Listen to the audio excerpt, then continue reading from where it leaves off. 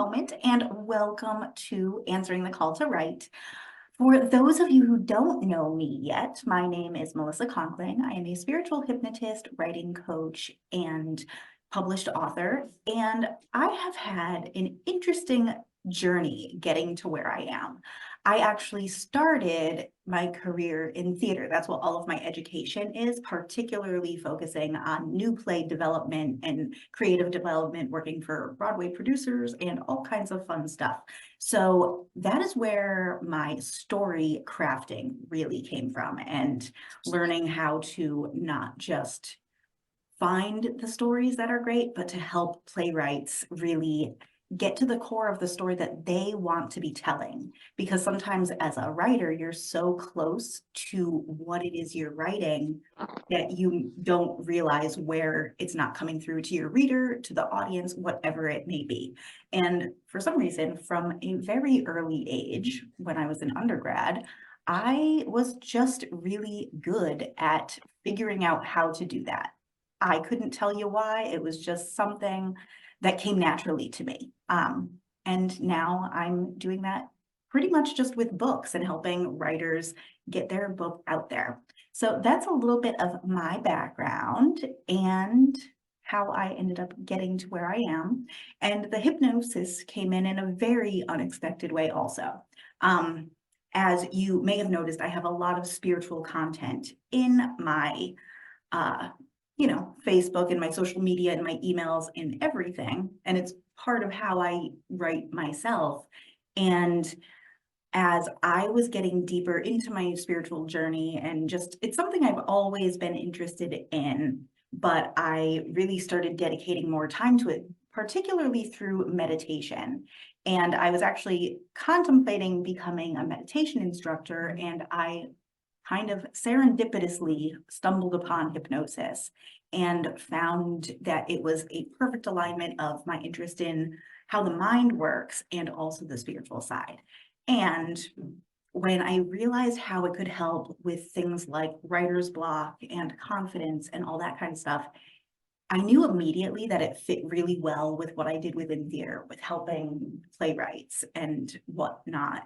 But it took a while to really figure out how I was going to put that together. And that kind of all came together last summer when I had been focusing on working with getting in touch with your spirit guides, with your higher self, with your intuition, all of these things to guide you in an aligned way. And so many people were having major creative breakthroughs, including myself. And that's when I realized that something that I was doing was just innately connected to the creativity that has always been a part of my life. And that's kind of when I realized, like, oh, I have to put this all together to bring that mindset side of hypnosis to the creative story development that I've been working on for forever. And that is what brings us here today. But what we're really going to focus on now is getting started on your book. So I just realized I have not been recording, so let me start that now. And good thing this is streamed into the Facebook group, because the recording is going to be a little bit delayed. But it is what it is. Technical difficulties when you're doing this all yourself, right?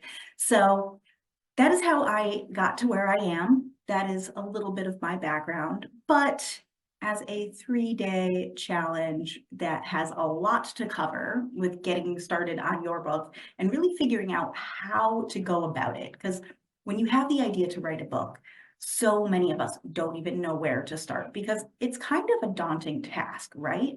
So we're going to kind of take this down into little bite sizes and really build the tools to get that done. But because there's a lot to cover, and I don't want to just talk about myself and my journey and my writing for, a half hour today or tomorrow, we're going to dive right into it. So first, when you are writing your book, you need to know what type of book you're writing. Seems pretty obvious, I know, but like most people know if it's going to be fiction or nonfiction. That is a pretty straightforward question. And you can put in the comments now or in the chat, which type of book are you planning on writing? Is it fiction or nonfiction? I personally, like within playwrights, have worked mostly with fiction, but I've also done a odd amount of documentary plays that I've worked on. So it's almost fiction, but having that real life coming into it in a huge way also. So Margarita is writing a cookbook. That is awesome. So much goes into cookbooks. You think it's so simple, just make some recipes. But there's really so much to it. But knowing if you're doing fiction or nonfiction is huge. And then obviously within fiction, there are so many different genres. We can't even get into that right now. With fiction, the main thing as you're getting started is that you want to know what the transformation your character is going through. That is the number one thing, because that's the character arc. It is the hero's journey, and almost every good story really follows the hero's journey in some way. So Nicola just said that she's doing fiction based on a real life situation. So it's almost a memoir in a sense. So again, that will be following the hero's journey. Very, very important to make sure you're familiar with those steps as you start outlining it. But before we get to outlining it, let's go over the other types of books. So we have the fiction, we have memoir, which I just mentioned, nonfiction, and nonfiction is such a huge category. We obviously have things like cookbooks, coloring books, how-to books, like remember all of those books from the 90s, the whatever it is for dummies, and you could like there were so many of those books that everyone had and everyone followed to learn how to do new things. Super, super helpful. But you never really think about the writing of it. But those books count. There's also more of a narrative nonfiction, which is more of a memoir, but it's not necessarily a memoir. And like narrative nonfiction could be you just telling one type of story. It could be telling a life story. It could be telling a different interconnection, but coming from your point of view. So you're narrating it in a sense. You could also write it on behalf of someone else, but most of the time memoirs are written by the person writing, the person telling the story. So it is narrative. You are narrating the story to your readers. Then there's prescriptive nonfiction, which is helping people to solve a problem, to make some sort of transformation. And then we mentioned memoir, and then there's the teaching memoir, which is taking that real life story, taking those real life situations and using them to teach a lesson. It's kind of a teaching memoir, which is super transformational. I think most of the transformational nonfiction books that I read are almost a teaching memoir in a sense, not necessarily following the trail of the story in your life, but they all have those personal stories, bringing it in and making the readers relate to their writer in a really big way. So those are really the main types of books for nonfiction when we're talking about more of not the cookbook, not the how-to books that are teaching us more of a reference, like cookbooks or the manuals and that kind of stuff. But it's really the memoir, the prescriptive nonfiction, which is teaching how to do something. And it's generally like a process or a methodology, whatever it is. And then there's the teaching memoir, which is the combination of both. So if you are doing nonfiction, share about which one of those you think you're going to dive into, because it's really important to know, because they're going to follow a different outline down the road. And the prescriptive nonfiction and teaching memoir are very similar, but the other ones follow that hero's journey that I mentioned before. So, okay, so Laurel Ann's got a teaching memoir. I know you work with creative grief counseling, I believe. Is that right, Laurel Ann? Hold on, I'm just going to take a sip of my drink. All right, so that teaching memoir is probably perfect for what you do. Shamanic artistry, that sounds amazing. We'll have to chat more. So anyway, those are the real core types of books. A lot of them kind of fall all under that transformational nonfiction, which is something that I have loved for forever. I was in college and I would like sneak off to the bookstore in our local mall, going to the little Walden's Books in the teeny tiny mall near my college, and sneak into what was then like the self-help section and find all of these super interesting spiritual books and whatnot, and like hide from people, making sure no one from school was seeing me. But these transformational books are things that I've always been drawn to. So it is not surprising that that is the type of book that I really like working with. And even within plays, that's what I was drawn to, those documentary type plays where it was really telling a true story and helping people to heal in some way or another. So those are the types of books that I love working with. It's the type of books I love reading. And, you know, when you're working with people, helping them build their story and tell their story, you want to enjoy what you're reading. So it's an obvious choice for me to really focus on that. And I also think, like Nicola mentioned, the fiction based on a real life situation. I feel like there is such a huge opening, both in books and in theater particularly, for that transformational fiction. We have that transformational nonfiction, which everyone knows about. And then there's fiction that is just there to entertain us. But I feel like there is such a huge need for transformational fiction. The main book I can think of when I even say that is The Alchemist by Paulo Coelho. One of my favorite books, very popular, but it is one of those books that you read it and you can have your life changed and your eyes opened in so many ways, but it's fiction. And I feel like those kinds of books, transformational fiction, super huge market coming up. I'm not sure if it's there yet, but I think it will be soon if it's not there already. The Monk Who Sold His Ferrari. Interesting. Who's the monk who sold his Ferrari? Is that a book? I don't know that one. I'm intrigued, but I want to know more. But anyway, those are the main types of books we're going to talk about. And now let's start talking into how we're going to get started. The first thing, when you're starting your book, obviously knowing the type of book you're writing is huge. Next, you need to find the hook of your book. Now, the hook of your book is super important for a few different reasons.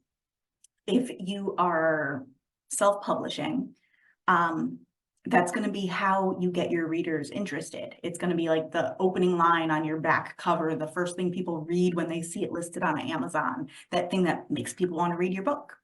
And if you're going a more traditional route with publishing, with going through a literary agent or publisher or both, it's the first thing they're going to see. And it's what they're going to determine if they want to follow up with you, much less represent you or publish your book. It's that, do they even want to follow up with you? They have to know what your hook is for your book.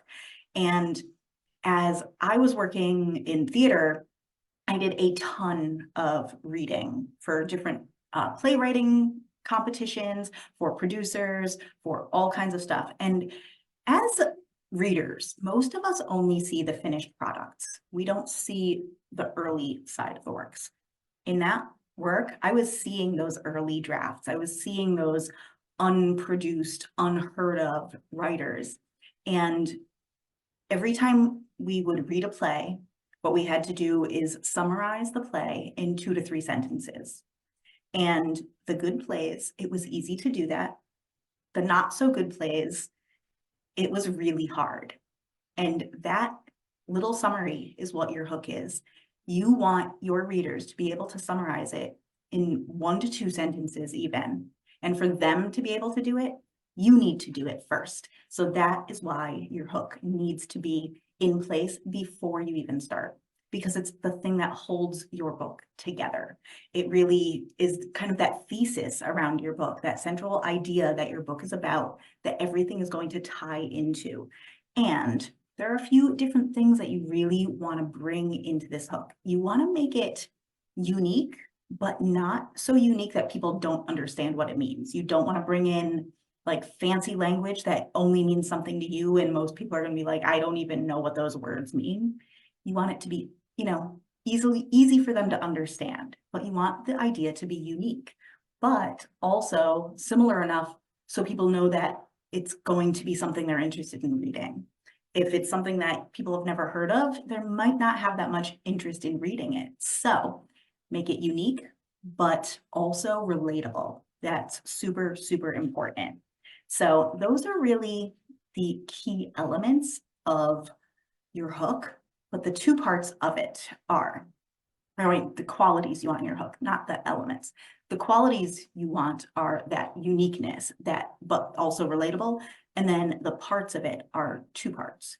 You want to talk about what the main transformation is. So if you are writing fiction, that's the main transformation of your character. If you're writing nonfiction, the transformation the reader is going to experience.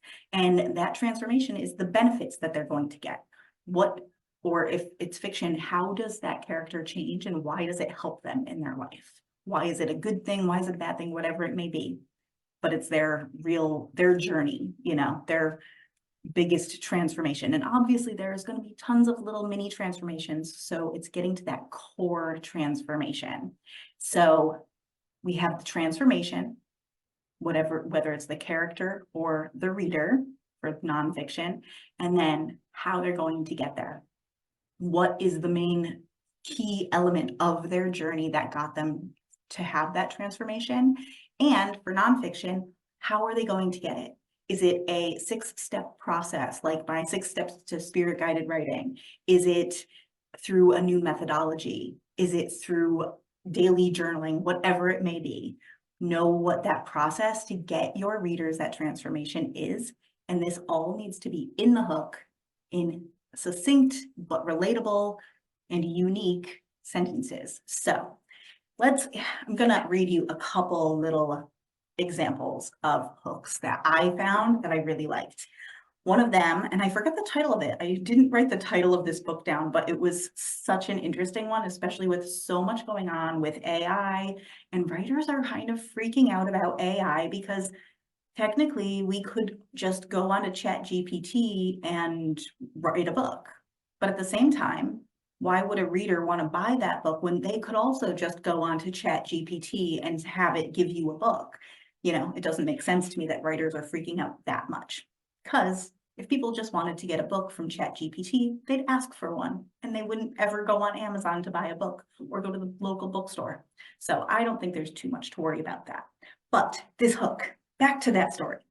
So it is a writer's guide to leaning into their humanity and creativity to survive and thrive in the age of AI.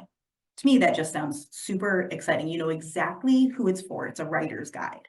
You also know what the transformation is going to be. They're going to survive and thrive in the age of creativity, and they're going to do it by leaning into their humanity and creativity. So all of those parts right there in one sentence. And this one is a rather popular book, and it was a movie a few years ago. A troubled young woman seeks to find herself and overcome her past by hiking the grueling Pacific Crest Trail. So that is obviously a memoir. And it is, I'm forgetting the name of the book now. It's Cheryl Strayed, but forgetting the name of the book and movie right now, totally blanking on it. I saw it in the movie theater with my friend Kelly. Wild something. Yes, I'm forgetting what it is. But anyway, it has who the character is, a troubled young woman, what she's doing. She's seeking to find herself and overcome her past, and she's doing it by hiking the Pacific Crest Trail. So we have the character, we have the transformation, and we have how they're making that transformation happen. Next, and this is a super popular one, and I remember the name of this one. A murder inside the Louvre and clues in Da Vinci paintings lead to the discovery of a religious mystery protected by a secret society for 2,000 years, which could shake the foundations of Christianity. This is obviously the Da Vinci Code. Well, I shouldn't say obviously, not everyone has seen and read it, but it's fairly popular. So that one again has what the main story is, the clues leading to this major religious mystery that's been protected, and what it's going to do. It's going to shake the foundations of Christianity.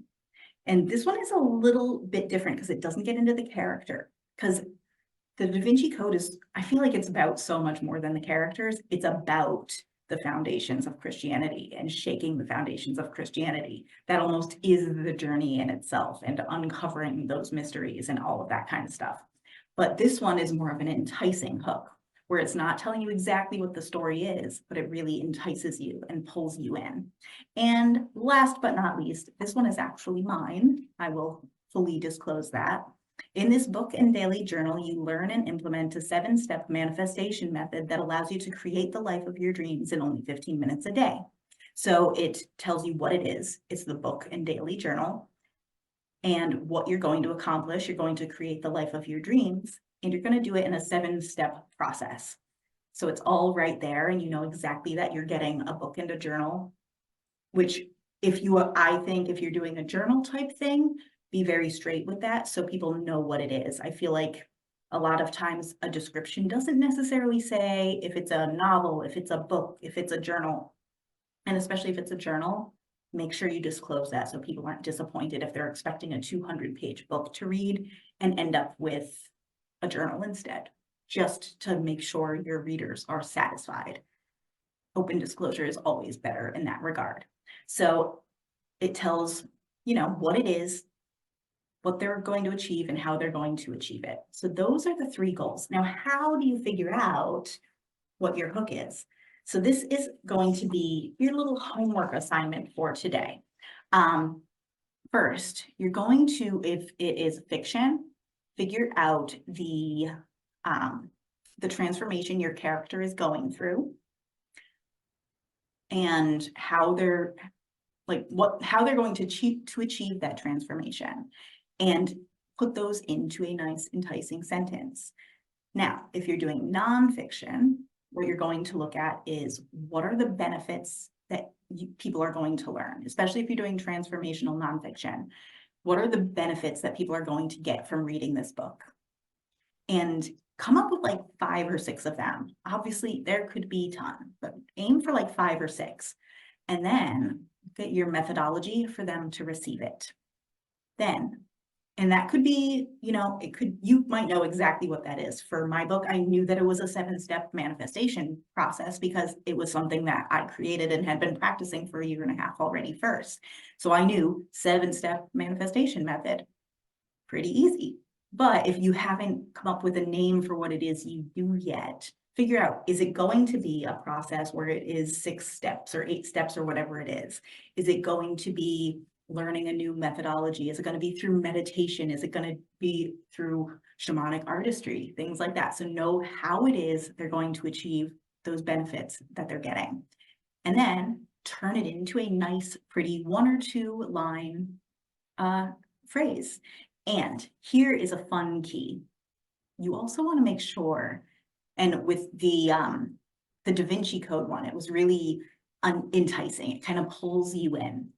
Having a magnetic hook is super, super key.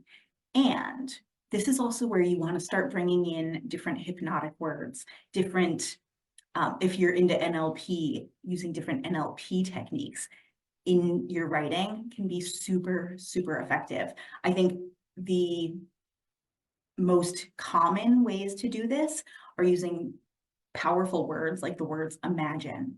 When you tell someone to imagine something, they automatically bring themselves into whatever it is you're telling them to imagine. It gets their mind flowing and they're starting to imagine that transformation already.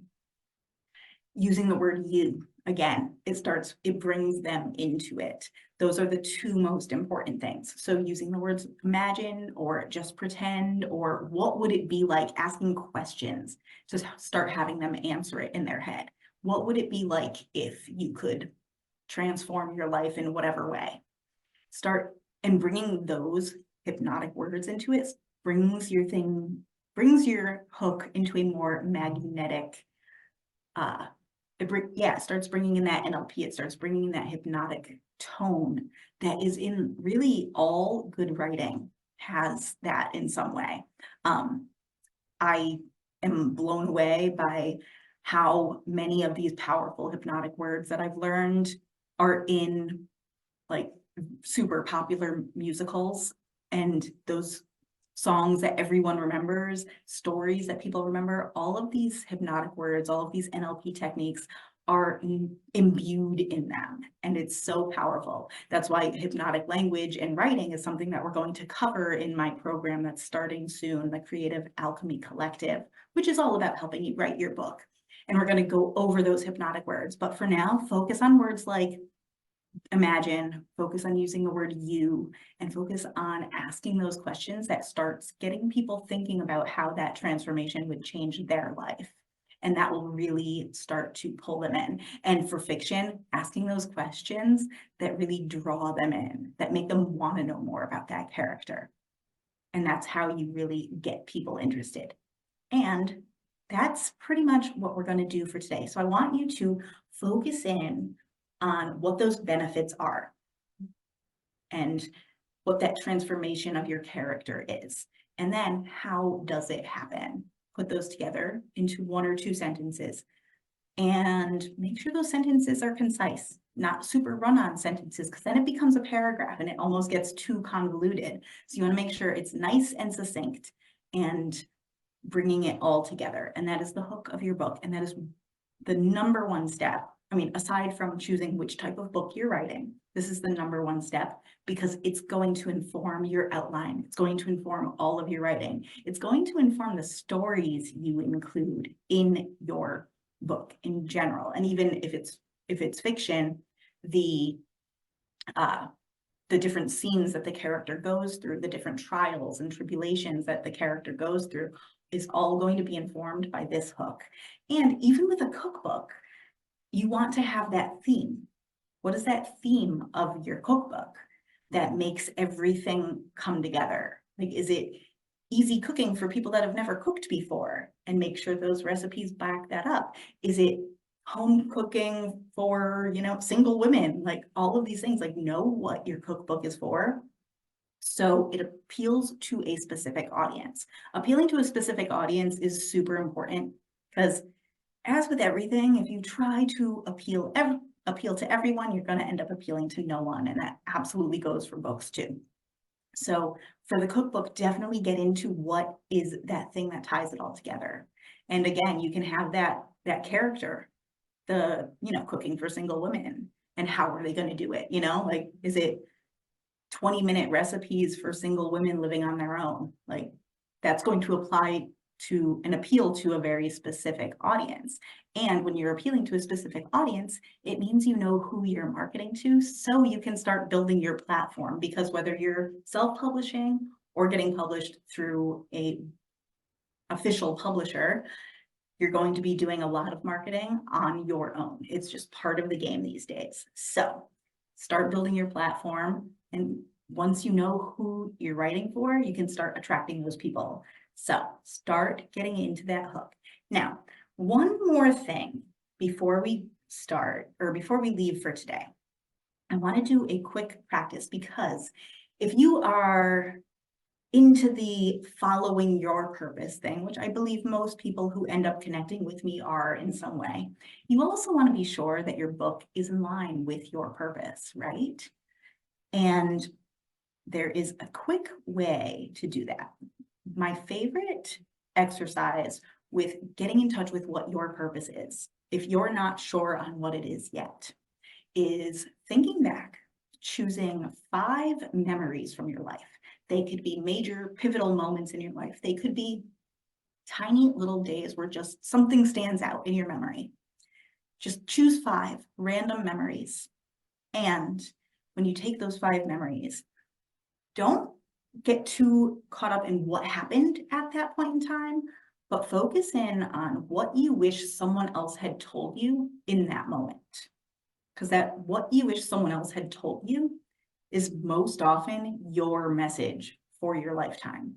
And really getting clear on, like, what is that message I want to tell? So go through that practice. Just choose 5 memories from your past. This is also for the nonfiction, where you start collecting those stories that you're going to include in your book.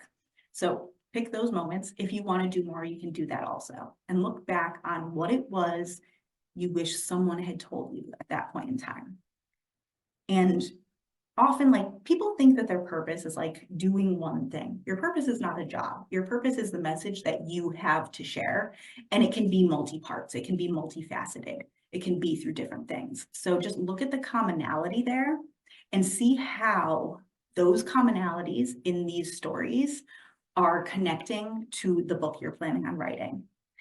And you may not see it right away. If you don't, just sit with it because it might reveal itself later. Don't judge yourself if it's not perfectly lined up. Trust that everything is leading you in the right direction. And maybe there's just a little tweak that you need to make them a little bit more aligned. Or maybe doing the practice of figuring out what your purpose is will kind of open up another idea for what you want to write for your books. Because sometimes we think we're supposed to write one book and we find out we're going to write another one instead. And it doesn't mean we're not going to write the original book someday. It just means that we might have more than one book to write. Happens a lot when you're creative, especially as you're getting more in touch with spirituality, because they are so connected. And I know so many people find that when they start going down that spiritual path, their creativity just skyrockets. I know that totally happened for me. So that is what we have for today. I did a pretty good job at keeping it under a half hour. So yeah, for today's homework, get clear on what your hook is, really get into that transformation of your character or the benefits of your book and how they're going to go through it. And start doing a few different versions of your hook and share your favorite one. You may want to even share your favorite 2 or 3 in the Facebook group Creative Alchemists and just use the hashtag day1homework. And we'll share them there and we can see which ones really stand out. I also recommend when you have a few versions that you really like, test it with your audience. Ask them which one they want to read most, because they're the ones that are going to be reading the book and buying the book down the road. So when you're ready for it, share it with your audience. Don't necessarily have to do that on day 1, but if you're ready, go for it. But yeah, share a version of your hook, your favorite one in the group. And what we have in store for tomorrow. Tomorrow is going to be my favorite day. I personally, I go to a lot of 3-day challenges and I find that day 2 is usually the boring day. So I made day 2 the exciting day. Tomorrow, we're going to really dive into my process of spirit guided writing and how to use it to build a writing habit that you can actually stick to every day. Because I feel like so often we think to write a book, you have to have hours and hours and hours every day, and you have to write every single day, otherwise it doesn't count. And I wrote my book on my lunch hour in my office building cafeteria in less than 10 days. So it doesn't need to be that long. And it was because I got realistic with myself and said, you know what, I don't have hours and hours to write a book, but I can write for 45 minutes every day on my lunch break. And once I got realistic, then I actually was able to build a habit that fit around that, not trying to make myself, sacrifice all of my free time and end up resenting my writing. It ended up becoming fun. And it almost became a challenge, like, oh, how many words can I write today? And it became fun. So that's what we're going to go over tomorrow, spirit guided writing and building a writing habit that works for you. So I will see you tomorrow at the same time and same place. And does anyone have any questions before we head out of here?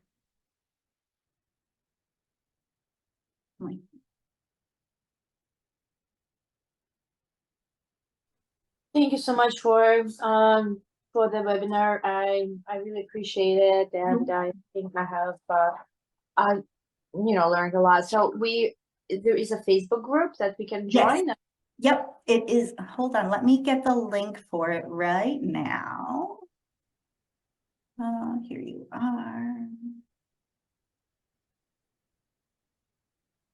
And it should have been linked in the email, but you may. I think I can get it. I can get to it. I think I got it right here.